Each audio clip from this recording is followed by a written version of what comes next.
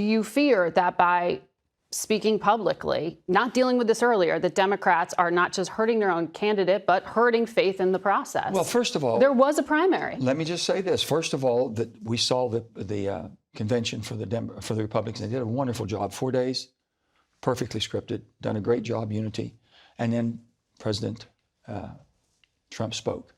And the last hour of his speech never changed. Mm-hmm. So I still have the concerns about orderly transfer of power. I know that January 6th was real. I have all these concerns about his basically continuing to attack the judicial system that we have and the rule of law.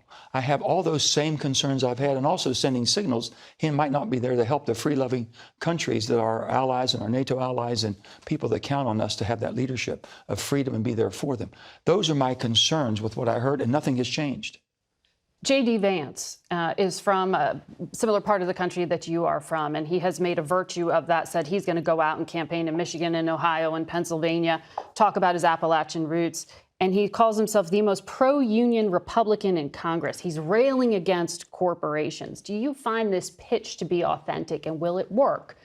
JD, I've always said this, whoever you send me from your state, I'm going to work every way I can to make sure they're successful and we're all successful.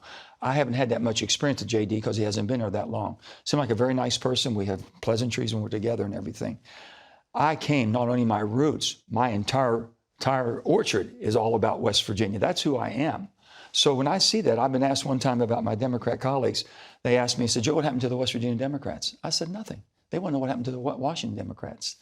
We've done everything you've asked us in West Virginia. We've mined the coal, made the steel, built the guns and shipped. We've had more people that have given their blood and lives supporting our country, patriotic. And now we're not good enough, we're not smart enough, and we're not green enough. What happened? We're the people that basically helped build this country. Don't leave anybody behind.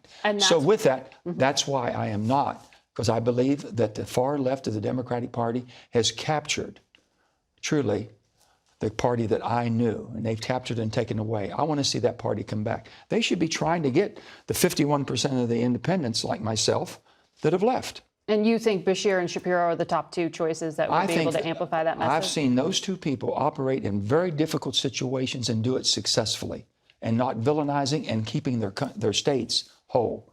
That, to me, is accomplishment. That's what we're looking for. And that's what America, they want the sensible, moderate middle. They want basically who we are.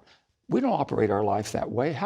Why is there 51% of the people in America that says, I'm not affiliated with either party? Something's wrong, and you better play to that because you're not going to win with just 23 or 25%. If this change doesn't happen, and all the reporting today is that President Biden is dug in here, will you be able to support him? Again, I've said, I'm not endorsing or supporting anyone right Will you now even vote? until, I always vote. I'll always vote, and I'll make that decision when I walk into the booth. But I would like to see a movement towards the sensible middle. And I've been saying that for a long time. I'm waiting to my friend Joe Biden, who I've known forever. You could always make a deal. You could always sit down. He'd bring people together. He'd always accommodate you some way. I know that, and I've worked with that for many years. That's what I'm looking for. You can't get through Well, them, I'm saying, when you have Bernie him? Sanders on one side and Joe Manchin on the other side, that's a big chasm. That's large. You got to bring that together. We respect each other. We should be able to come together, but it can't be all one way or the other. Senator Manchin, thank you. Always good to be with you, Margaret. Thank you for sharing with us.